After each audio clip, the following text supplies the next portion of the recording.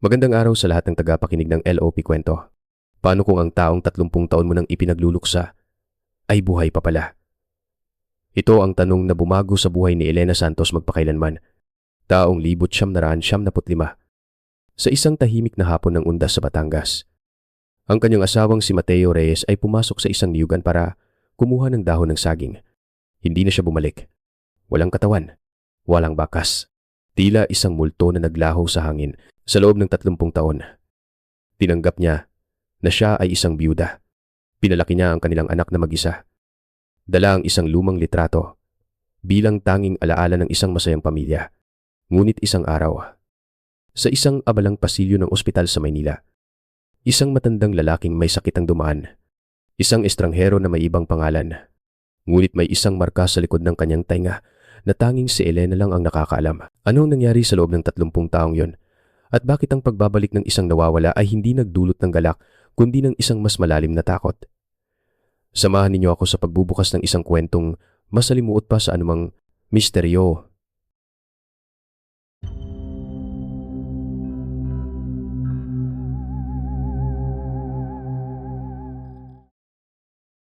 Bahagi isa ang muka mula sa nakaraan.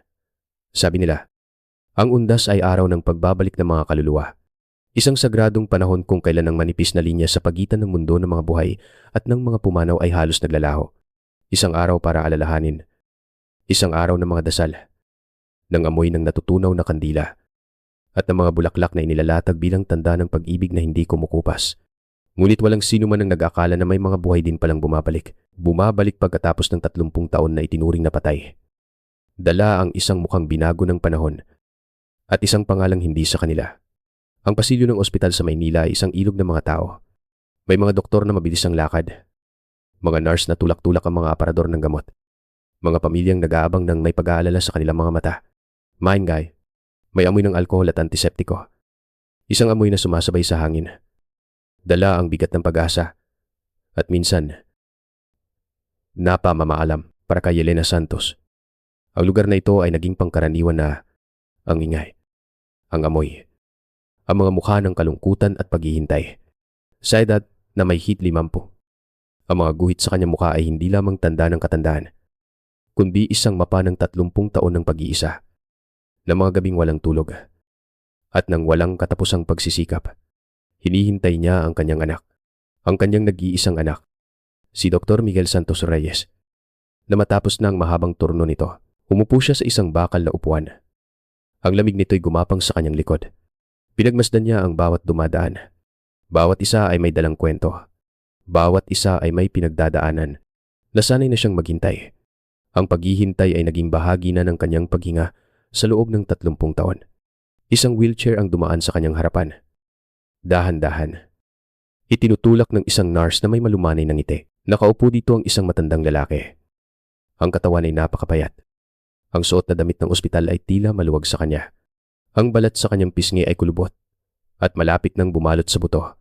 Hindi pinansin ni Elena ang muka sa dinami-rami ng mga pasyenteng nakikita niya rito. Halos magkakamukha na silang lahat sa ilalim ng maputlang ilaw ng ospital. Ang kanyang mga mata ay napako sa ibang bagay. Ang mga kamay na nakapatong sa gilid ng upuan. Maputla ang mga ito. Payat. At may mga ugat na nakaumbok na parang mga sanga ng isang tuyong puno. Ngunit ang hugis ng mga daliri ang paraan ng pagkakabaluktot ng mga ito habang nakakapit, pamilyar. Isang imahe mula sa isang malayong nakaraan ang biglang sumulpot sa kanyang isipan. Iyon ang mga kamay na dati mahigpit na yumayakap sa kanya sa gabing malamig. Iyon ang mga kamay na matiyagang nagtayo ng munti nilang kusina. Bawat pako, bawat piraso ang kahoy, mabilis. Halos hindi niya namalayan na umakyat ang kanyang tingin mula sa mga kamay patungo sa payat na braso, sa nakausling buto na balikat, sa leeg na may malalim na mga guhit at sa likod ng tainga. Naroon pa rin isang maliit na nunal, isang pulang tuldok na parang isang lihim na marka, bahagyang natatakpan ng iilang hibla ng puting buhok. Ngunit naroroon pa rin. Hindi nagbabago. Isang piraso ng nakaraan na hindi nabura ng panahon. Biglang bumilis ang tibok ng puso ni Elena. Ang hangin ay tila naubos sa kanyang baga. Ang lahat ng ingay sa pasilyo ang mga yabag. Ang mga usapan. Ang tunog ng mga aparato ay biglang nawala.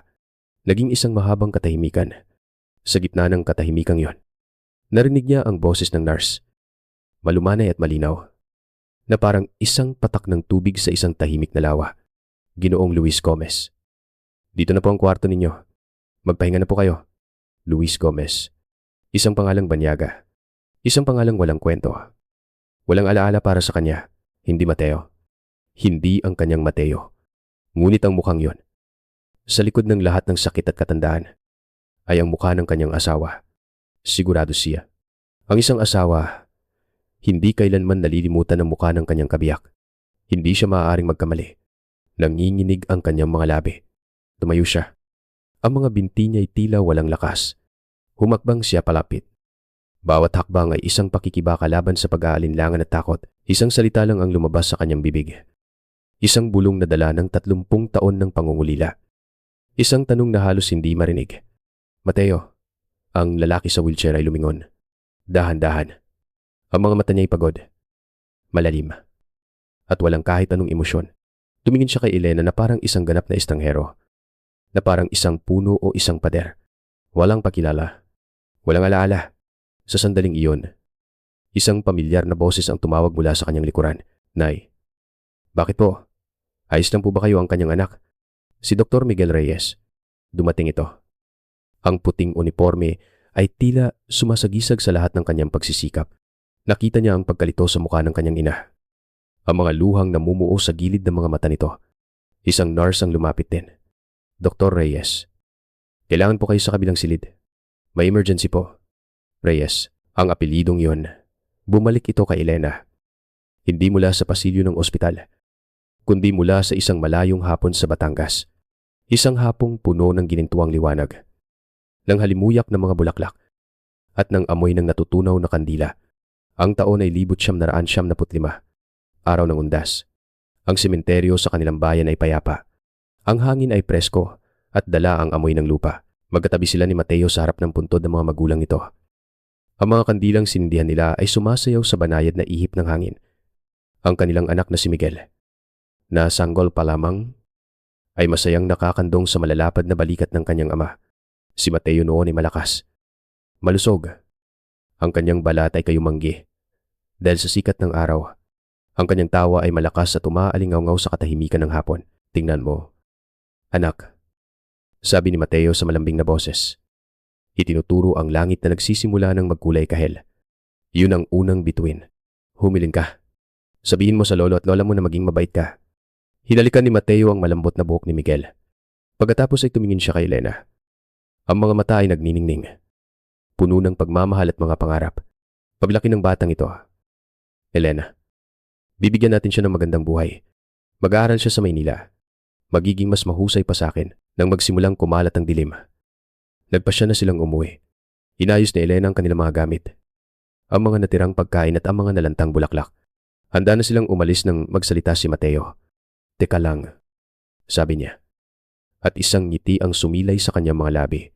Kukuha lang ako ng sariwang dahon ng saging doon sa may nyugan para makagawa tayo ng suman para sa bata. Alam mo namang paborito niya yon. Mabilis lang ako.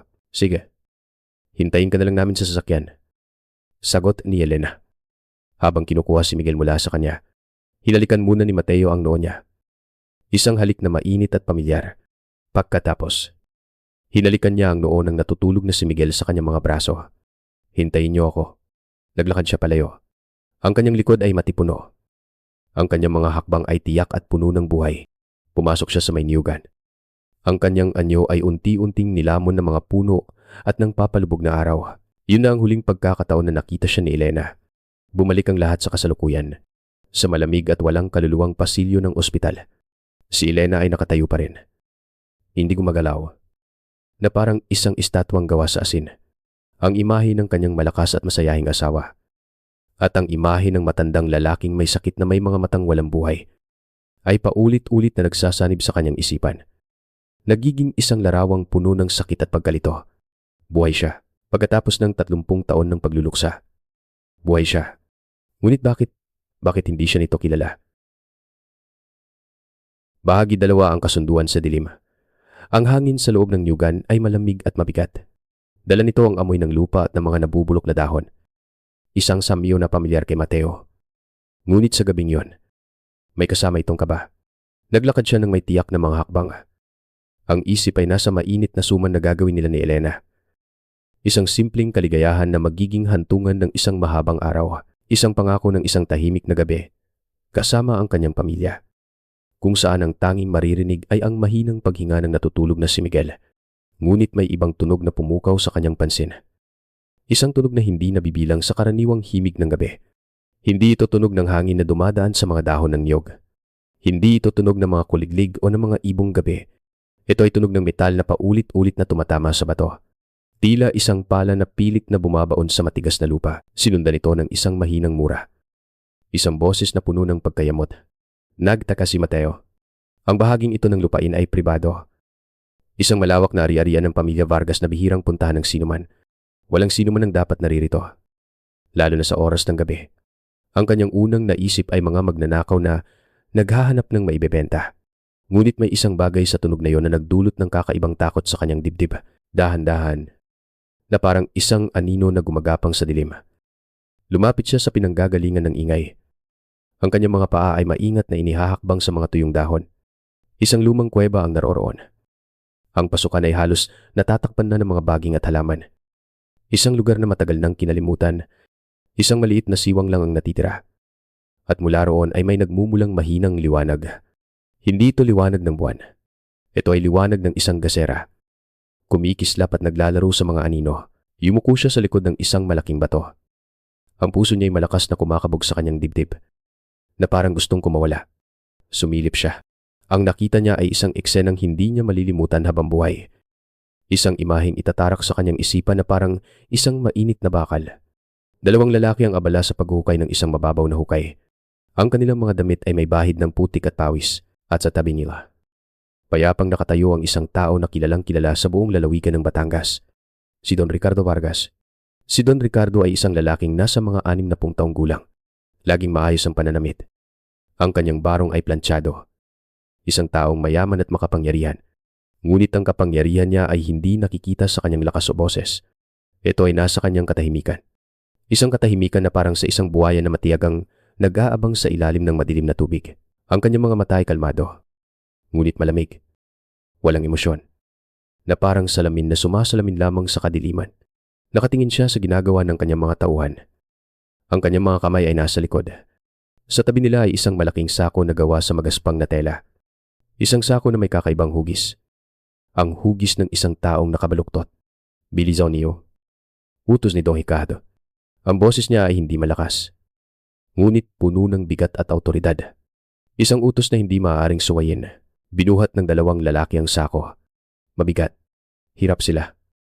Ang kanilang mga hininga ay malalakas, habang itinataas nila ito para ihulog sa butas. Isang bagay ang nahulog mula sa bahagyang bukas na dulo ng sako. Isang kamay. Isang maputlang kamay ng tao. Ang mga daliri ay nakakuyom ng bahagya, at sa palapulsuhan nito, kumislap sa liwanag ng gasera ang isang pilak na pulseras. Hindi napigilan ni Mateo ang sarili. Isang mahinang tunog ng pagkasuklam ang lumabas sa kanyang lalamunan. Napaurong siya. Sa kanyang pakurong, natapakan niya ang isang tuyong sanga na nakakalat sa lupa. Isang malutong na tunog ang bumasag sa nakabibinging katahimikan. Sino yan? Ang boses ni Don Ricardo ay matalas na parang kutsilyo. Sa isang iglap, ang dalawang lalaki ay tumakbo papalabas ng kuweba na parang mga asong inutusan. Bago pa man makagalaw si Mateo, nahawakan na siya sa magkabilang braso. Kinalatkat, ibinagsak sa lupa sa harap ni Don Ricardo, na parang isang basahan. Ang mga sumunod na sandali ay isang bangungot ng sakit, mga suntok na dumapo sa kanyang tiyan. Sa kanyang muka, mga sipa na tumama sa kanyang mga tadyang, ang lasa ng dugo at lupa sa kanyang bibig, ang matinding sakit na gumagapang sa bawat bahagi ng kanyang katawan. Sinubukan niyang lumaban, ngunit dalawa sila, malalakas, hanggang sa wala na siyang maramdaman kundi ang sakit. Pagkatapos, kadiliman, nagising si Mateo sa sahig ng isang maliit at malinsangang kubo. Ang buo niyang katawan ay isang malaking sugat. Bawat paghinga ay parang pagtusok ng libu-libong karayom. Sinubukan niyang bumangon. Ngunit kahit ang paggalaw ng kanyang daliri ay nagdulot ng matinding sakit, isang anino ang tumayo sa harap niya. Si Don Ricardo. Payapa siyang nakaupo sa isang silyang yantok. Dahan-dahan at metodikal na pinupunasan ng puting panyo ang isang makintab na baril. Mateo Reyes. Sabi ni Don Ricardo. Hindi man lang tumitingin sa kanya, na parang binabasa ang isang dokumento. Isang simpleng magsasaka, may asawa, si Elena Santos, at isang anak. Si Miguel, 1 taong gulang. Nakatira sa maliit na bahay sa dulo ng baryo. Nanlamig si Mateo hanggang sa kaibuturan ng kanyang mga buto. Alam niya ang lahat. Nagkamalikang lugar na pinuntahan. Mateo. Patuloy ng matanda. Ang boses ay kalmado pa rin. Ngayon, may dalawa kang pagpipilian. Itinutok ni Don Ricardo ang baril. Hindi kay Mateo, kundi sa kawalan, na parang sinusukat ang bigat nito. Una, maaari kitang patay ngayon din. Itatapon kita sa parehong hukay. At pagkatapos, uutusan ko ang aking mga tauhan na bisitahin ang iyong mag-ina. Mabilis lang. Walang makakaalam kung ano ang nangyari. Sasabihin ng lahat na nilayasan mo sila. Isang butil ng malamig na pawis ang tumulo sa noo ni Mateo. O ang pangalawa, sabi ni Don Ricardo. At sa wakas ay tumingin sa kanya. Ang mga mata nito ay walang buhay, na parang mga mata ng isang ahas. Mabubuhay ka. Ngunit si Mateo Reyes, namatay na ngayong gabi sa sementeryo. Nawala. Hindi na natagpuan. Mula ngayon, ang pangalan mo ay Luis Gomez. Isa sa mga katiwala ko sa kabilang hasyenda. Maninilbihan ka sa akin habang buhay. At hinding-hindi mo na makikita o makakausap ang pamilya mo. Para sa kanila, patay ka na. Bakit? Hirap na tanong ni Mateo. Ang bawat salita ay parang bubog sa kanyang lalamunan. Dahil mas madaling kontrolin ng isang taong buhay kaysa sa isang taong nawawala na hinahanap ng lahat. Sagot ni Don Ricardo. Kung may magtanong, sasabihin kong napulot lang kita sa daan. Walang maalala. Isang kawawang palaboy na binigyan ko ng pangalawang pagkakataon. Isang utang na loob na hindi mo mababayaran. Tumingin si Mateo sa mga mata ng demonyo. Walang awa. Walang pag-aalinlangan. Alam niyang gagawin ito ang sinabi. Nakita niya sa kanyang isipan ang mukha ni Elena na umiiyak. Ang maliit na katawan ni Miguel. Ang kanilang kaligtasan. Yun lang ang mahalaga. Ang pag-ibig sa pamilya. Yun ang kanyang pinakamalaking kalakasan. At sa gabing iyon, yun din ang naging kanyang kadena. Dahan-dahan. Sa kabilang sakit, tumango si Mateo. Isang tango na sumira sa kanyang kaluluwa. Isang tango na katumbas ng pagbibenta ng kanyang buhay ng sumunod na araw. Dinala siya sa isang malawak na hasyenda na pag-aari ng mga Vargas. Malayo sa kanilang bayan. Malayo sa lahat ng kilala niya. Binigyan siya ng isang maliit na kwarto sa likod ng malaking bahay. Sa ibabaw ng mesa, may isang bagay na nakalagay. Isang litrato. Ang litrato nila ni Elena at Miguel. Kuha noong nakaraang Pasko. Masaya. Buo. Pumasok si Don Ricardo sa silid. Ang kanyang mga sapatos ay makintab. Tingnan mong mabuti. Sabi nito, iyan ang dahilan kung bakit ka nabubuhay. At yan din ang dahilan kung bakit kailangan mong manahimik. Kinuha ni Mateo ang litrato. Hinaplos niya ang mukha ni Elena sa papel. Ang mukha ng kanyang anak. At sa loob ng tahimik na kwartong yon, si Mateo Reyes ay namatay. At si Luis Gomez ay isinilang sa gitna ng mga luhang hindi tumutulo. Dahil kahit ang pag-iyak ay isang karapatan na ipinagkait na sa kanya. Bahagi 3 ang anino sa buhay ni Miguel lumipas sa mga araw. Ang mga araw na yun ay naging mga linggo. Ang mga linggo ay naging mga buwan. At ang mga buwan ay naging 30 taon ng katahimikan. Ang pagkawala ni Mateo Reyes ay naging isang alamat sa kanilang bayan. Isang kwento ng misteryo na ibinubulong sa mga umpukan. Ang mga pulis ay naghanap. Ngunit ang impluwensya ng mga Vargas ay parang isang pader na hindi nila kayang gibain. Ang mga kapitbahay ay tumulong. Ngunit ang paghahanap ay walang patutunguhan. Si Elena, kasama ang sanggol na si Miguel sa kanyang mga braso, ay hindi tumigil. Araf-araf.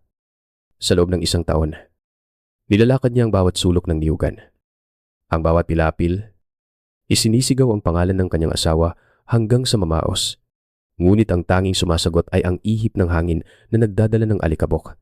Walang katawan, walang bakas, walang sagot, tila isang bula. Si Mateo ay naglaho. Nag-iwan ng isang butas sa puso ni Elena na hindi kailanman mapupunan. Sa paglipas ng panahon, ang pag-asa ay dahan-dahang namatay. Tulad ng apoy ng isang kandila na nauupusan ng hangin. Tinanggap ng mga tao na si Mateo ay wala na. Ngunit para kay Elena, hindi. Paano mo tatanggapin ang isang bagay na walang katapusan? Walang huling pamamaalam. Ang pagkawala ay isang bukas na sugat na hindi naghihilom. Isang tanong na walang kasagutan, ngunit kailangan niyang maging matatag. Para kay Miguel, ang kanyang anak ang naging kanyang lakas. Ang kanyang dahilan para bumangon tuwing umaga. Ibinenta ni Elena ang ilan sa kanilang mga gamit. Ang mga alahas na bigay ni Mateo. Nagtayo siya ng isang maliit na karinderya sa harap ng kanilang bahay. Ang amoy ng adobo at sinigang ang naging bagong samyo ng kanilang tahanan. Mula madaling araw hanggang hating gabi. Ang kanyang buhay ay umikot sa paggiling ng niyog, paghiwa ng mga gulay, paghuhugas ng pinggan, at pag-aalaga sa kanyang anak. Ang kanyang mga kamay na dating malambot ay naging magaspang at makalyo. Ang kanyang likod ay nagsimulang mangawit sa bigat ng responsibilidad na mag-isa niyang pinapasan. Nakikita ni Miguel ang lahat.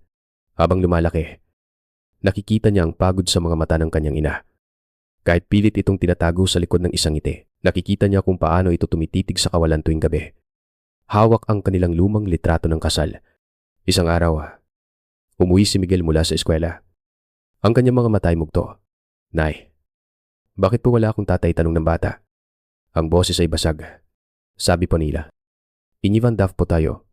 Niyakap si Jan ni Elena. Maikpit, pinunasan ng kanyang mga luha. "Huwag kang maniwala sa kanila." "Anak," sabi niya. Ang boses ay puno ng paninindigan. "Ang tatay mo, nasa isang malayong lugar siya. Pero palagi siyang nakatingin sa iyo. At proud na proud siya sa'yo. Tandaan mo yan." Ang anino ng isang amang hindi niya nakilala ang naging inspirasyon ni Miguel. Nag-aral siyang mabuti. Hindi para sa sarili niya, kundi para sa kanyang ina. Para masuklian ang bawat patak ng pawis nito. Bawat sakripisyo. Sa araw ng kanyang pagtatapos sa kolehiyo ng medisina, habang isinasabit sa kanya ang medalya ng karangalan, isa lang ang hinanap ng kanyang mga mata sa gitna ng mga tao. Ang kanyang ina. Nakatayo ito sa likuran. Tahimik na umiiyak sa pagitan ng mga palakpak. Mga luha ng pagmamalaki at tagumpay. Bumalik tayo sa kasalukuyan. Sa malamig na pasilyo ng ospital. Hindi matanggap ni Elena ang nangyari. Ang malamig na pagtanggi ng lalaking yon. Kailangan niyang malaman ng totoo. Hindi siya susuko. Naghintay siyang pagkakataon. Nang makita niyang mag-isa lang sa silid si Luis Gomez. Huminga siya ng malalim at pumasok. Ang lalaki ay nakatingin sa bintana. Sa mga ilaw ng syudad na parang mga bituin na nahulog sa lupa. "Mateo," sabi ni Elena. Mas matatag na ngayon ang boses. "Ako ito, si Elena. Hindi mo na ba ako naaalala?" Lumingon si Luis. Ang mga mata niya ay blanko pa rin. Ngunit sa pagkakataong ito, may bakas enginis.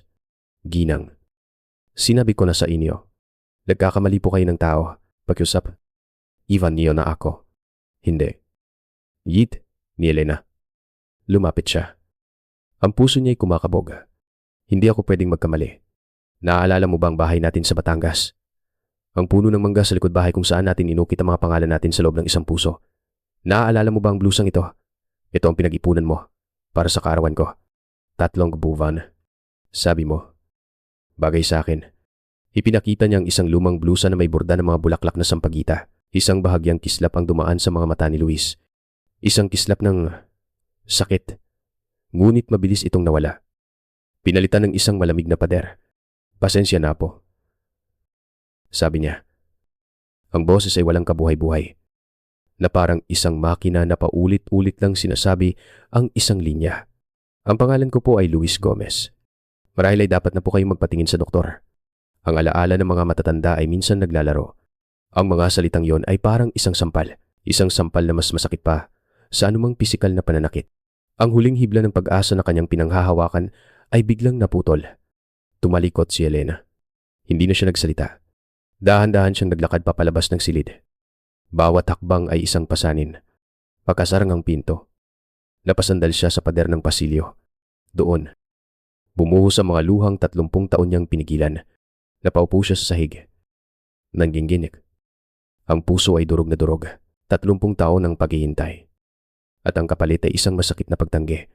Anong lakas ang nagpatuloy kay Elena na huwag sumuko? Siguro ito ay pananampalataya. Pananampalataya sa pag-ibig. Sa kanyang anak. Kung kayo na nakikinig ay naniniwala rin sa kapangyarihan ng pananampalataya, mangyaring ikomento ang salitang pananampalataya sa ibaba. Upang malaman ko na mayroon akong mga kasama sa paglalakbay na ito.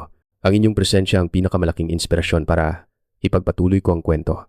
Sa loob ng silid, si Luis Gomez ay nakaharap sa pader. Malayo sa pinto, Ang kanyang mga kamay ay mahigpit na nakakuyom sa kumot. Ang mga ugat ay nakaumbok.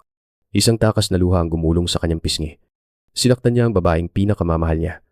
Ngunit wala siyang pagpipilian. Ito ang presyo ng kanilang buhay. Bahagi 4 ang pira-pirasong alaala. Ang katawan ni Mateo ay isang bilangguan. Ang cancer ay dahan-dahang kumakain sa kanyang lakas. Bawat araw ay isang pagbawas sa natitira niyang oras. Ngunit may isa pang bilangguan na mas masahol pa. Isang bilangguan na walang rehas. Ang kanyang isipan. Ang pagkikita nila ni Elena ay parang isang malakas na lindol na yumanig sa mga pader na 30 taon niyang maingat na itinayo sa paligid ng kanyang mga alaala. Ang mga pader na yun ngayon ay may mga lamat. At sa bawat lamat, sumisilip ang nakaraan na parang mga multo na naghahanap ng liwanag. Sa gabi, hindi siya makatulog. Ang sakit ng kanyang katawan ay walang-wala kumpara sa sakit ng kanyang kaluluwa. Ang mga alaala ay bumabalik. Hindi buo, pira-piraso lang. Na parang mga basag na salamin na sumasalamin sa isang buhay na hindi na sa kanya. Isang imahe ng tawa ni Elena. Ang buhok niya ay nililipad ng hangin habang naghahabulan sila sa dalampasigan ng Leia. Ang amoy ng bagong lutong kaping barako na tinitimpla nito para sa kanya tuwing umaga. Ang maliliit at malalambot na daliri ni Miguel na mahigpit na nakahawak sa kanyang hintuturo. Na parang ayaw nang bumitaw. Paulit-ulit, mga imaheng matatamis na dapat ay nagbibigay ng aliw. Ngunit ngayon ay nagdudulot ng matinding kirot. Na parang asin na ibinubudbod sa isang sariwang sugat. Isang gabi, nanaginip siya. Nasa loob siya ng kuweba. Ngunit ang inililibing sa madilim na hukay ay hindi si Santino. Siya ang nasa loob ng sako. Nararamdaman ng bigat ng lupa na itinatabon sa kanya. Sinusubukan niyang sumigaw. Tawagin ang pangalan ni Elena. Ngunit walang boses na lumalabas. Nagising siyang humihingal. Ang damit ay basang-basa ng malamig na pawis. Ang bangungot na yun ay bumabalik gabi-gabi. Ang alaala ng takot. Ang alaala ng kawalan ng pag-asa na naging kasama niya sa loob ng 30 taon. Sa umaga. Ang pagpapanggap ay nagsisimula muli. Siya si Luis Gomez. Ang tahimik at masunuring katiwala. Ngunit ang mga simpleng tunog sa ospital ay mga gatilyo na nagpapaputok sa baril ng nakaraan. Isang batang pasyente ang umiiyak sa kabilang kwarto. Hinahanap ang kanyang itay. Itay. Ang salitang yon ay umalingaw-ngaw sa kanyang isipan. Bigla niyang naalala. Ang unang beses na sinabi iyon ni Miguel. Nakaupo sila sa ilalim ng puno ng mangga sa kanilang bakuran. Hitay. Sabi ng bata. Ang mga mata ay bilog at puno ng pagkamangha sa bagong salitang natutunan. Ang purong kaligayahang naramdaman niya noon. Ngayon ay parang isang punyal na dahan-dahang itinarak sa kanyang puso. May mga araw na dumadalaw si Isabela Vargas. Ang anak ni Don Ricardo. Isa siyang mabait na babae. Isang bulaklak na tumubo sa isang hardin ng kasamaan. Walang kaalam-alam sa kasalanan ng kanyang ama. Para sa kanya, si Luis Gomez ang tumayong pangalawang ama. Ang anino na laging nariyan pagkatapos pumanaw ng kanyang tunay na ama. Naalala niya isang hapon. Maraming taon na ang nakalipas. Si Isabela ay bata pa. Mga 7 taong gulang. Nagtatrabaho siya sa hardin. Nag-aalis ng mga damo. Nang palihim siyang inabutan ito ng isang pirasong bibingka na nakabalot sa dahon ng saging. Itay Luis. Bulong ng bata. Ang mga matay naglalaro. Huwag niyo pong sasabihin kay Papa. Ha? Para sa inyo po yan. Ang simpleng kabaitan na yon. Ang inosenteng pagmamahal ng isang bata. Yun ang naging isa sa mga dahilan kung bakit siya nagpatuloy. Isang maliit na sinag ng liwanag sa kanyang madilim na mundo. Ngunit ngayon, ang alaala ring yun ay nagpapahirap sa kanya. Paano niya sasabihin sa babaeng ito na ang ama nito ay isang mamamatay tao? At siya, ang kinikilala nitong Itay, ay biktima ng kasamaang yon. Isang araw, kinausap siyang doktor, hindi si Miguel. Isang matandang doktor na may malungkot na mga mata. Sinabi nito na kumalat na ang cancer sa kanyang atay at baga. Ang kanyang oras ay paubos na. Ilang buwan, baka ilang linggo na lang. Ang balita ng kamatayan ay hindi nagdulot ng takot kay Mateo. Sa halip, nagdulot ito ng isang kakaibang kalinawan, isang pakiramdam ng kalayaan. Kung mamamatay siya, matatapos na ang kanyang pagpapanggap. Matatapos na ang kasunduan nila ni Don Ricardo. Ngunit ang katotohanan, mamamatay din kasama niya. Hindi niya yun kayang hayaan. Hindi niya kayang iwan si Elena sa pangalawang pagkakataon. Nadala-dala pa rin ang kasinungalingan sa kanyang puso. Kailangan niyang gumawa ng paraan sa ilalim ng kanyang kama sa ospital. Sa loob ng kanyang maliit na bag, May isang maliit na kahon na gawa sa kahoy. Ang nag-iisang bagay na itinago niya mula sa kanyang dating buhay. Isang bagay na hindi alam ni Don Ricardo. Binuksan niya ito. Sa loob, nakabalot sa isang lumang panyo, ay isang Zippo lighter. Regalo iyon ng kanyang ama bago ito pumanaw. Kinuha niya ito. Ang metal ay malamig sa kanyang palad. Pinagmasdan niya ang mga gasgas nito. Bawat gasgas ay may kwento. Bawat gasgas ay isang piraso ng buhay na ninakaw sa kanya. Sa likod nito, may isang maliit na ukit na halos hindi na makita, isang puno ng mangga at isang maliit na bahay. Isinara niya ang kanyang palad. Mahigpit na hinawakan ng lighter. May isang plano na nabubuo sa kanyang isipan. Isang desperadong plano. Isang huling pagkakataon para itama ang lahat. Kailangan niyang makita muli si Elena. Sa huling pagkakataon, kahit ano pa ang maging kapalit. Bahagi 5 ang lihim ng pamilya Vargas kinabukasan. Isang babae ang dumating sa ospital. Siya ay si Isabela Vargas. Nasa mga 30 taong gulang.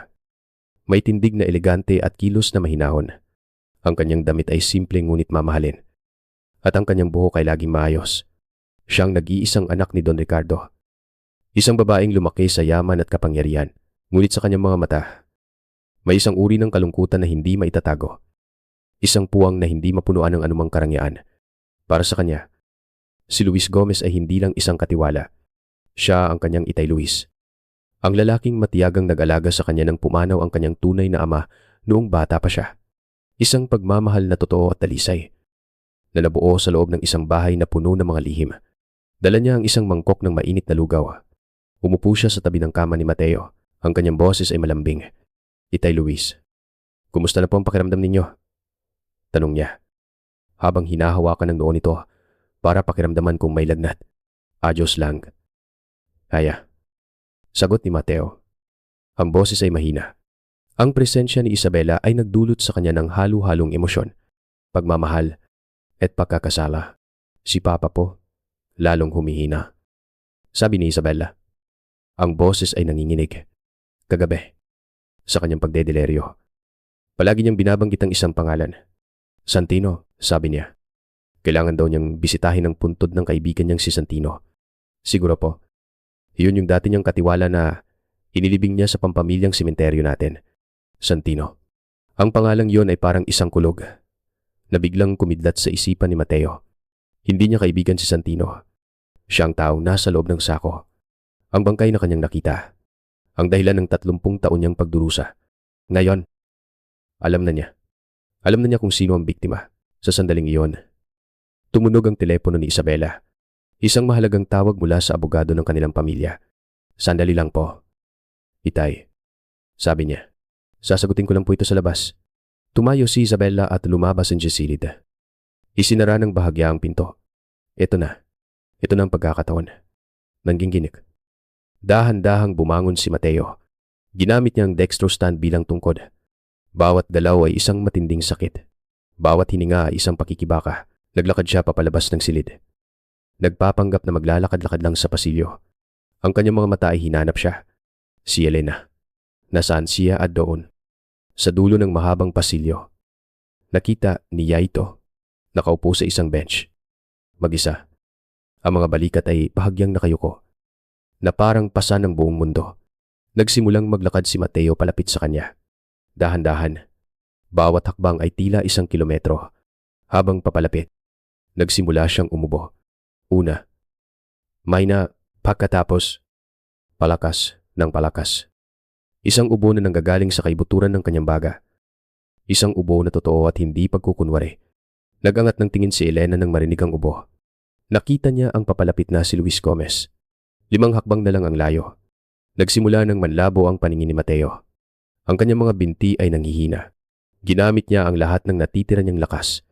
Sa huling hakbang, sinadya niyang mawalan ng balanse. Bumagsak siya. Papunta sa direksyon ni Elena. Diyos ko, sigaw ni Elena. Mabilis na tumayo para saluhin siya. Ang payat na katawan ni Mateo ay bumagsak sa kanyang mga braso. Mabigat. Sa gitna ng pakalito. Naramdaman ni Elena ang kamay ni Mateo na humigpit sa kanyang kamay. Isang pagpisil na mabilis ngunit mariin. At sa loob ng palad niya, naramdaman niya ang isang bagay na malamig at matigas. Ang metal na Zippo lighter. Kuweba. Isang salita. Isang bulong na halos hangin na lang. Yun lang ang sinabi ni Mateo bago pumikit ang kanyang mga mata at tuluyang nawalan ng malay. O nagpanggap na nawalan ng malay. Tulong! Tulungan niyo kami, sigaw ni Elena. Ang pasilyo ay napuno ng kaguluhan. Dumating ang mga nurse, ang mga doktor. Dumating din si Miguel. Ang mukha ay puno ng pag-aalala. Si Isabella, na narinig ang sigaw, ay tumakbo pabalik. Ang mukha ay namutla sa takot. Itay, anong nangyari? Sa gitna ng lahat ng yon, si Elena ay nakatayo sa isang tabi. Ang kanyang kanang kamay ay mahigpit na nakakuyom. Itinatago ang sikretong ipinagkatiwala sa kanya. Makalipas ang ilang sandali, sa loob ng isang tahimik na waiting room, umupo silang mag-ina. Si Mateo ay naibalik na sa kanyang silid. Ang kondisyon ay stable na raw. Dahan-dahang ibinuka ni Elena ang kanyang palad. Naroon ang lumang Zippo lighter. Ang metal ay malamig pa rin. Ano po yan? Naitanong ni Miguel. Ang boses ay pagod. Ibinigay niya ito sa akin. Sagot ni Elena. Sinuri ni Miguel ang lighter. Baka aksidente lang po. Nay, nahulog lang siguro nang matumba siya. Hindi. Mariing sabi ni Elena. Ang mga mata niya. Miguel, may gusto siyang sabihin. May binulong siya. Ano po, Cuveba? Sagot ni Elena. Kinuha ni Miguel ang lighter. Pinagmasdan. Inikot-ikot. Walang kakaiba. Ngunit nang gamitin niya ang ilaw ng kanyang telepono para suriin ito ng mas malapitan, may nakita siya sa likod. Mga ukit na halos hindi na makita dahil sa katagalan. Maliliit na guhit. Pinikturan niya ito at pinalaki ang imahe sa screen ng telepono. Hindi ito basta-bastang ukit. Ito ay isang mapa. Isang simpleng mapa. May mga guhit na kumakatawan sa mga puno ng niyog. Isang guhit para sa isang maliit na ilog. At isang malaking X sa isang partikular na lugar. Ito yung niyugan sa likod ng sementeryo sa atin. Bulong ni Elena. Kinikilala ang lugar. At ang X, iyon ang direksyon papunta sa lumang kuweba na kinatatakutan ng mga bata noon. Nakatinginan sila ang kanyang anak. Ang pag-aalinlangan sa mga mata ni Miguel ay napalitan ng isang seryosong pag-iisip. Hindi na ito isang simpleng kaso ng pagkakahawig. Isa na itong misteryo. Isang mensaheng ipinadala mula sa nakaraan. Tumadyo si Elena. Ang kanyang mga mata ay nag-aalab sa isang bagong determinasyon. Tumingin siya sa kanyang anak. Miguel, sabi niya. Ang boses ay hindi na nanginginig. Uwi tayo ng Batangas. Tumango. Si Miguel. Hindi na siya nagtanong. Alam nilang pareho. Hindi na sila babalik para lamang sa isang alaala. Babalik sila para hukayin ang isang krimen na matagal nang ibinaon sa lupa. Bahagi 6 ang pagbabalik sa Batangas. Ang biyahe pabalik sa Batangas ay isang paglalakbay sa nakaraan. Bawat bayan na kanilang madaanan. Bawat puno ng akasya sa gilid ng daan. Bawat bukit na may mga kalapaw ay nagpapaalala kay Elena ng isang buhay na matagal na niyang iniwan. Nakatingin lang siya sa bintana ng bus. Tahimik. Habang ang mga alaala ay parang mga lumang litrato na isa-isang bumabalik sa kanyang isipan. Si Miguel, nakatabi niya, ay hindi nagsasalita. Hinawakan na lamang niya ang kamay ng kanyang ina. Isang simpleng kilos ng pagdamay. Isang pangakong hindi niya ito iiwanan. Pagdating nila sa kanilang bayan, hindi sila umuwi. Dumiretso sila sa sementeryo. Ang lugar ay tahimik. Maliban sa huni ng mga ibon at sa banayad na ihip ng hangin. Naglakad sila papunta sa likurang bahagi, kung saan nagsisimula ang malawak na niyugan. Ang lugar ay mas masukal na ngayon.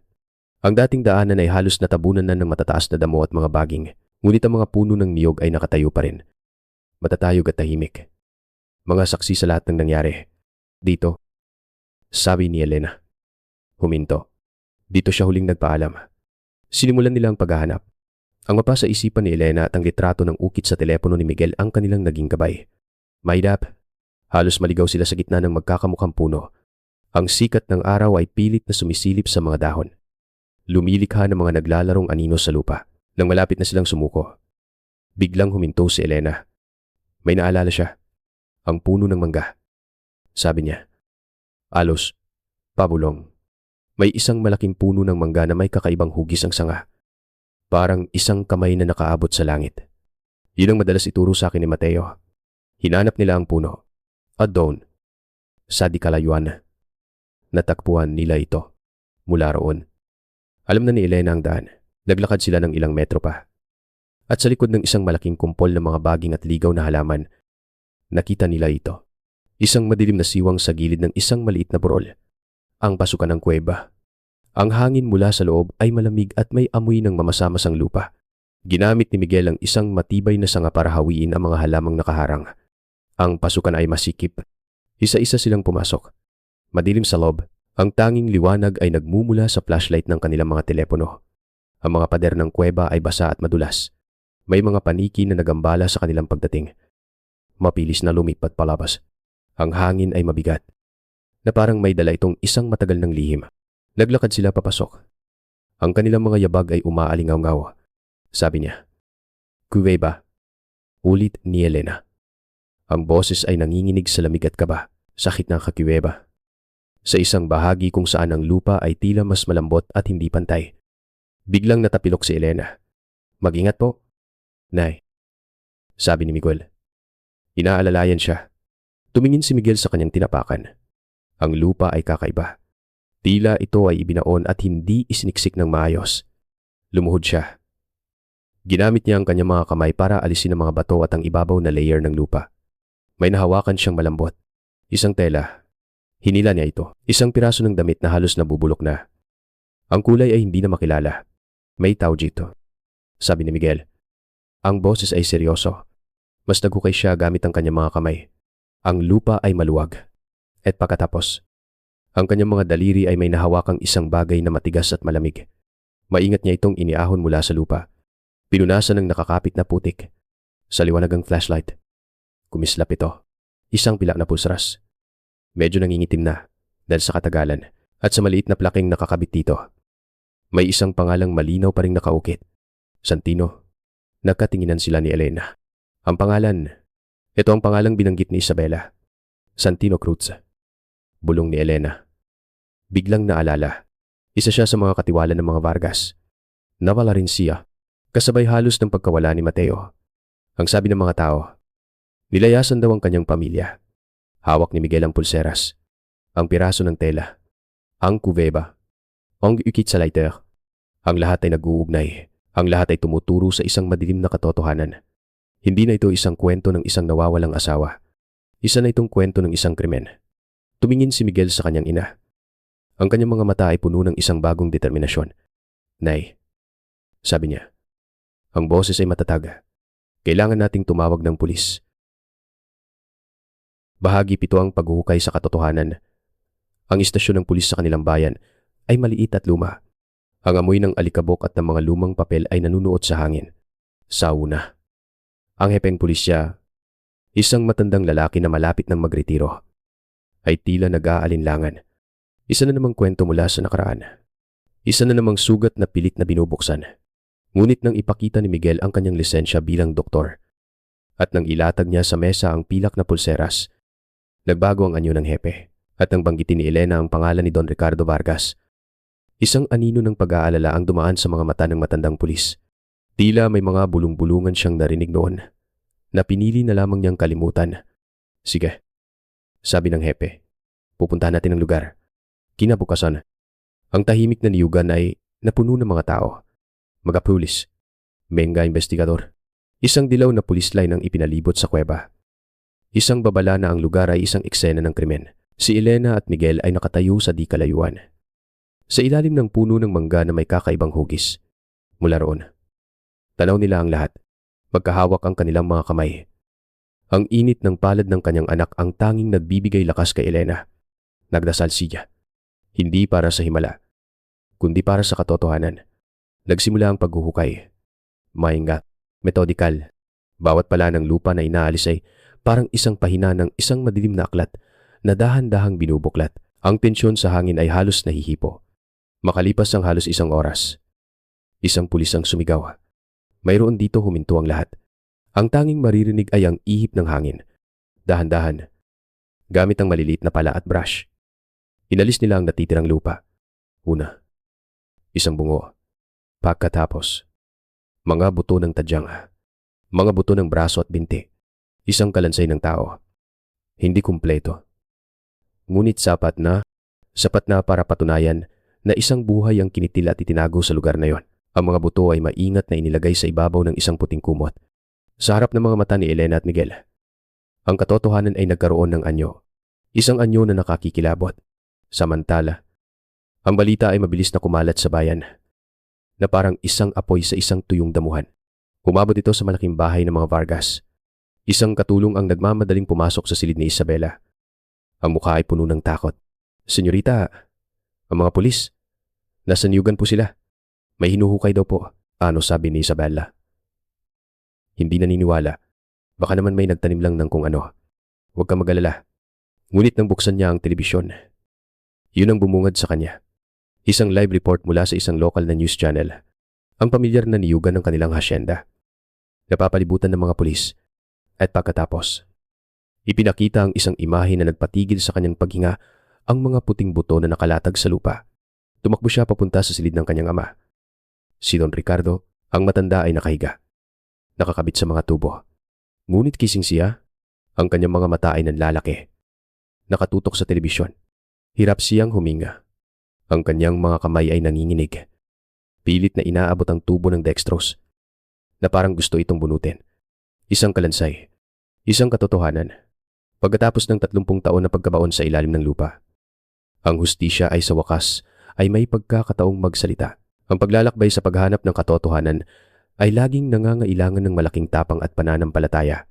Kung kayo na nakikinig ay umabot hanggang dito, mangyaring tulungan ninyo ako mag-iwan ng komento ng salitang katotohanan sa ibaba upang malaman ko na mayroon pa ring mga kasamang nakikinig sa akin sa buong paglalakbay na ito. Ang inyong presensya ang pinakamalaking inspirasyon para ipagpatuloy ko ang kwento tungkol sa halaga ng katotohanan sa Batangas. Nilapitan ng hepe ng pulis si Miguel. Ang kanyang mukha ay seryoso.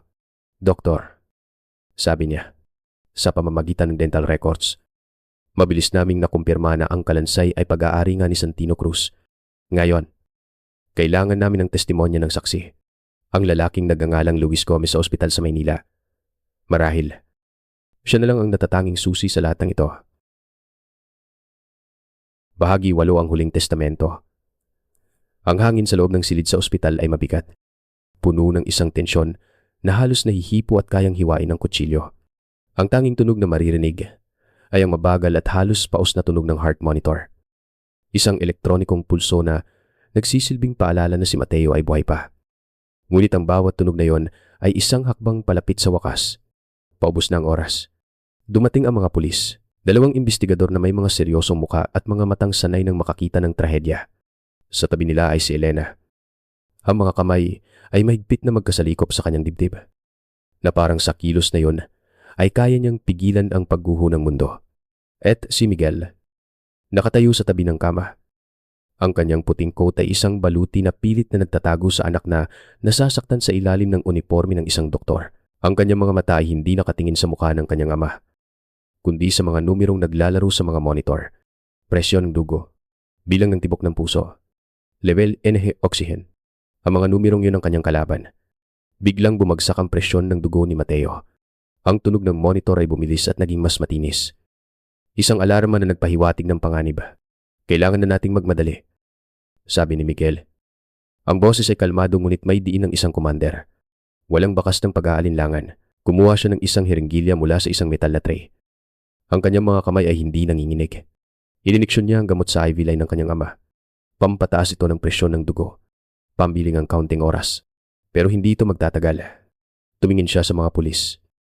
Ang kanyang mga mata ay seryoso. Mayroon lang kayong 15 minuto. Kung ano man ang kailangan niyong malaman. Ngayon na ang tamang panahon. Lumapit ang isang imbestigador. Isang lalaking nasa mga 40 taong gulang. At maingat na binuksan ng isang maliit na tape recorder. "Ginoong Gomez," nag-aalang ang tanong niya. Umiling na si Mateo. Dahan-dahan. Ginamit niya ang lahat ng natitira niyang lakas para itama ang isang pagkakamaling 30 taon niyang dinala. Ang pangalan ko ay Mateo Reyes. Bawat salita ay isang pakikibaka. Bawat hininga ay malalim at hirap. "Ginoong Reyes," sabi ng pulis. Inilapit ang recorder sa bibig ni Mateo. "Maaari niyo bang sabihin sa amin ang nangyari noong gabi ng undas?" Taong 1995. Pumikit si Mateo. At sa dilim sa likod ng kanyang mga mata, ang mga imahe ay bumalik. Malinaw, matingkat, na parang kahapon lang nangyari. "Nakita ko, sa kuweba," nagsimula siyang magkwento. Ang boses niya ay mahina. Halos pabulong. Ngunit sa nakabibing katahimikan ng silid, bawat salita ay malinaw na parang isang sigaw. Si Don Ricardo at ang mga tauhan niya, may inililibing sila. Isang sako, si Santino Yong. Huminga siya ng malalim. Hinahabol ang hangin. Tumingin si Miguel sa monitor. Ang tibok ng puso ay bahagyang tumaas. Ngunit ang ritmo ay hindi regular. Nakita nila ako, patuloy ni Mateo. Ang kanyang mga mata ay nakatitig sa kisame, na parang doon niya nakikita ang lahat. Binugbog. Akala ko, mamamatay na ako. Ngunit, dinala niya ako sa isang kubo. At sinabi niya, ang pangalan ng asawa ko, Elena. Ang pangalan ng anak ko, Miguel. Sabi niya, kung magsusumbong ako, papatayin sila. Kaya, pumayag ako. Nakin si Luis Gomez ako. Para mabuhay sila. Ang bawat salita ay parang isang patak ng lason na 30 taon niyang itinago sa kanyang sistema. At ngayon, isa-isa niyang iniluluwa. Nililinis ang kanyang kaluluwa bago ito tuluyang umalis. 30 taon. Sabi niya. Ang mga luha ay nagsimulang tumulo mula sa gilid ng kanyang mga mata. Gumuguhit sa kanyang kulubot na pisngi. 30 taon. Pinanood ko lang siya sa malayo. Ang anak ko, nakita ko siyang magtapos. Nakita ko siyang maging doktor. Ngunit, hindi ko siya mayakap. Hindi ko masabi na anak ko siya. Sa labas, engesilit. Kakarating lang ni Isabela. Nakaalala. Natatakot. Bakit may mga pulis? Anong nangyayari sa kanyang itay Luis? Dahan-dahan siyang lumapit sa pinto. Nabahagyang nakawang. Adon. Narinig niya ang lahat. Narinig niya ang boses ng lalaking kinilala niyang ama, na nagsasabi ng isang katotohanang sumisira sa buong mundo niya. Ang kanyang Papa Ricardo. Ang haligi ng kanyang buhay. Isang mamamatay tao. Ang kanyang itay Luis. Ang kanyang kanlungan. Isang biktima. Napatakip si Isabela sa kanyang bibig.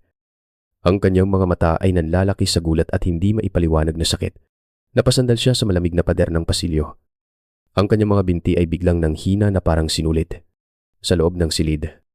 Tapos nang magsalita si Mateo, ang investigador ay tumango. Ang kanyang mukha ay walang ekspresyon. At isinara ang tape recorder. Tapos na ang kanilang trabaho. Ngayon, ang natitirang sandali ay para na sa pamilya. Tumingin si Mateo kay Elena. Inabot niya ang kamay nito. Ang kanyang mga daliri ay malamig na. Elena, patawarin mo ko. Sa lahat. Shh. Sabi ni Elena. Hinahaplos ang kanyang buhok. Ang kanyang mga luha ay tumutulo sa mukha ni Mateo. Walang dapat ipatawat. Mateo, naiintindihan ko. Mahal kita. Pagkatapos, ang kanyang mga mata ay bumaling kay Miguel. Ang kanyang anak, ang doktor, ang kanyang ipinagmamalaki. Miguel, nandito po ako. Tay, sabi ni Miguel. Sa wakas, nabigkas niya ang salitang matagal nang gustong kumawala sa kanyang puso. Lumuhod siya sa tabi ng kama. Anak, ang anak ko, sabi ni Mateo. Isang mahinang ngiti ang sumilay sa kanyang mga labi. Isang ngiti ng kapayapaan. Proud na proud ako sa iyo. Ang kanyang mga mata ay dahan-dahang pumikit, na parang isang kandilang dahan-dahang namamatay ang apoy. Ang kanyang huling hininga ay isang mahinang buntong hininga ng paglaya, ang tunog ng heart monitor, na kanina'y mabilis at hindi regular, ay biglang naging isang mahaba, tuloy-tuloy, at walang katapusang tunog. Isang linya, puti, tahimik, nawala na siya. Sa pagkakataong ito, totoo na, si Mateo Reyes ay pumanaw ng payapa. Sa piling ng pamilyang 30 taon niyang pinrotektahan mula sa malayo, sa loob ng silid.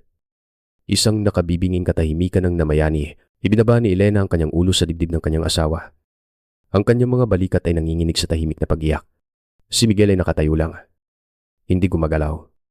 Habang ang mga luha ay malayang dumadaloy sa kanyang mga pisngi. At sa labas ng pasilyo, si Isabela ay napaluhod sa sahig. Ang kanyang mundo ay gumuho na. Ang trahedya ay natapos na. Ngunit ang mga epekto nito sa mga naiwan ay nagsisimula pa lamang. Bahagi siyam ang pagluluksa at paghilom. Ang burol ni Mateo Reyes ay simple lang. Ginanap sa isang maliit na punerarya sa kanilang bayan sa Batangas. Isang lugar na pamilyar sa amoy ng mga puting bulaklak at sa bigat ng tahimik na kalungkutan. Dalawang magkaibang mundo ang nagtagpo sa loob ng maliit na kapilyang yon. Pinaghihiwalay ng isang hindi nakikitang pader. Sa isang panig ay ang mga kaanak at kaibigan ni na Elena at Miguel, mga simpleng tao mula sa bayan. Mga may-ari ng tindahan, mga magsasaka, mga taong nakakilala kay Mateo Reyes, ang masayahing ama at asawa. Ang kanilang mga bulungan ay puno ng pagkamangha at awa. Buhay pa pala siya. Pagkatapos ng lahat, kawawa naman si Elena. 2 beses siyang nagluksa. Ang kanilang kalungkutan ay isang bagay na ibinabahagi. Isang kumot na sama-sama nilang dinadala. Sa kabilang panig, sa isang madilim na sulok, nakaupo si Isabela, mag-isa. Ang kanyang damit na itim na gawa sa mamahaling tela ay nagpapatingkad sa kanyang pamumutla. Siya ang kumakatawan sa buhay ni Luis Gomez. Isang buhay na siya lang ang nakakakilala. Ang mga tingin na ipinupukol sa kanya ay puno ng pagtataka. At minsan, NG Paguza, siya ang anak ng demonyo, ang tagapagmana ng isang pangalang nabahira ng dugo. Sa gitna ng lahat, sa harap ng puting kabaong, ay si Elena at Miguel. Sila ang tulay sa pagitan ng dalawang mundong ito. Ang kanilang pagluluksa ay isang bagay na personal at malalim. Isang halo ng kalungkutan sa pagkawala at isang kakaibang kapayapaan na sa wakas nalaman na nila ang katotohanan. Isang maliit na telebisyon sa sulok ng punerarya ang tahimik na nagbabalita. Isang maikling ulat mula sa isang reporter. Pumanaw na sa ospital kaninang umaga si Don Ricardo Vargas, ang kontrobersyal na may-ari ng lupa sa Batangas. Bago pa man maisilbi ang warrant of arrest para sa kanya kaugnay ng pagkakatuklas sa mga labi ni Santino Cruz, ang kanyang mga ari-arian ay kasalukuyang sinusuri ng mga autoridad. Gumuho na ang imperyo ng kasinungalingan at takot. Ngunit ang pagguhong yun ay nag-iwan ng mga sugatan. Mga taong nasaktan sa pagbagsak nito. Nakatayo si Isabela. Handa nang umalis ng tahimik. Hindi niya alam kung saan siya pupunta. Wala na siyang babalikan. Ang pangalan ng kanyang pamilya ay isa ng sumpa. Habang naglalakad siya papalabas, isang kamay ang marahang humawak sa kanyang braso. Si Elena, yumuko si Isabela. Hindi makatingin ng diretso sa mga mata ng babaeng sinira ng kanyang ama ang buhay. Ang bigat ng kasalanan ng kanyang ama ay parang isang malaking bato na nakapasan sa kanyang mga balikat. Parapat po, pulang ni. Ang boses ay basag at puno ng kahihiyan. Wala po akong alam, patawad po. Umiling si Elena, gamit ang kanyang kabilang kamay. Marahan niyang hinawakan ang pisngi ni Isabela. Pinunasan ng isang luhang tumakas mula sa mga mata nito. Ang mga kamay ni Elena ay magaspang dahil sa 30 taon ng pagtatrabaho. Ngunit ang haplos nito ay puno ng pag-unawa at habag. Alam ko. Sabi ni Elena. Ang boses ay malumanay, na parang sa isang ina. Hindi mo ito kasalanan. Huwag mong pasanin ang kasalanan ng iba. Pareho tayong biktima. Sa mga salitang yon, sa simpleng pag-ako sa kanyang sakit, ang pader na itinayo ni Isabela sa paligid ng kanyang sarili ay gumuho. Umagulgol siya. Isang iyak na matagal ng kinikimkim. Isang iyak ng kalituhan, kahihiyan, at kalungkutan. Niyakap si Johnny Elena at sa gitna ng kanilang pagluluksa, ang dalawang babaeng sinaktan ng iisang lalaki sa magkaibang paraan ay nagtagpo sa isang yakap ng pagpapatawad. Mula sa di kalayuan, pinapanood sila ni Miguel. Sa mga nagdaang araw, ang puso niya ay puno ng galit. Galit kay Don Ricardo. Galit sa sinumang may kaugnayan dito. Kasama na si Isabela. Ngunit nang makita niya ang kanyang ina, ang taong may pinakamalaking karapatang magalit, na nakalok and gay pakpapatawad. Isang bagay ang nagbago sa kanya. Ang yelo sa kanyang puso ay nagsimulang matunaw. Tumingin siya kay Isabela, na umiiyak sa mga braso ng kanyang ina. Hindi na galit ang nakita niya, kundi awa. Nakita niya sa mga mata ng babae ang sarili niya noong bata pa siya, isang anak na nawalan ng ama. Isang taong naghahanap ng kasagutan sa isang mundong hindi makatarungan. Ang libing ay ginanap kinabukasan. Ibinalik si Mateo sa kapirasong lupa kung saan siya nawala.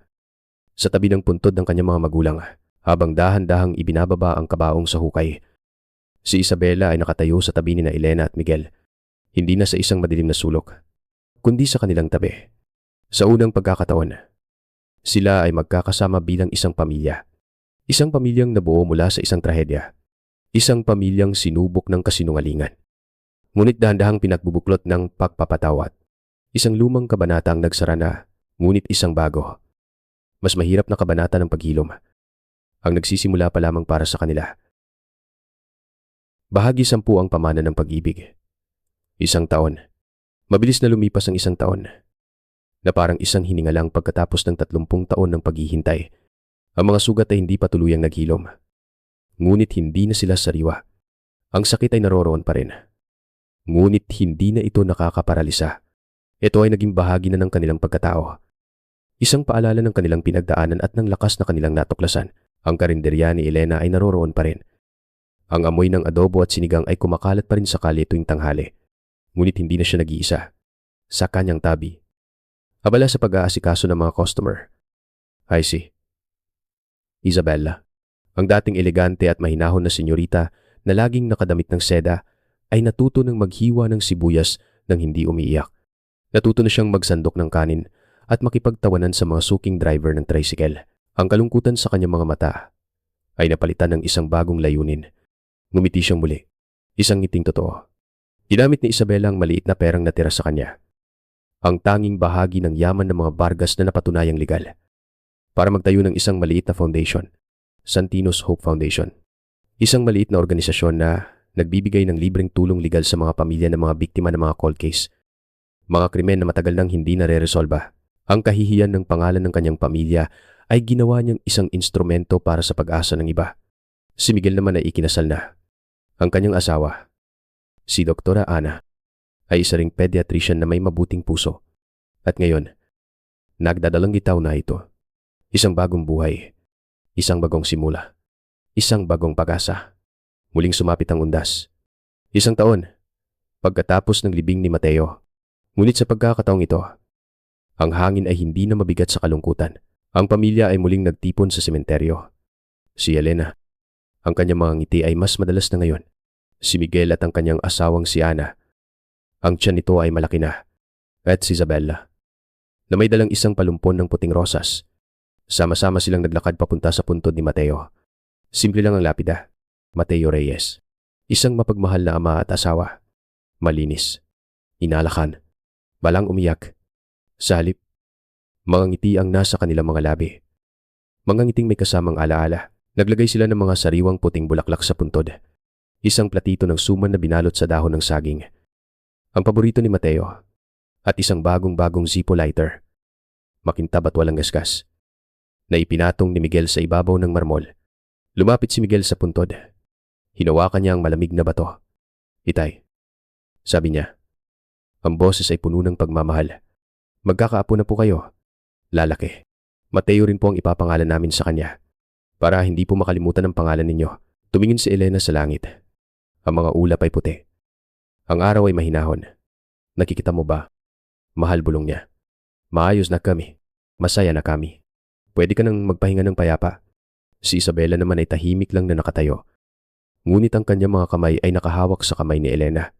Isang simpleng kilos na nagsasabi ng lahat. Natutunan nila na ang pagpapatawad ay hindi nangangahulugang paglimot sa sakit. Ito ay pagpili na magpatuloy sa buhay ng hindi na dinadala ang bigat ng nakaraan.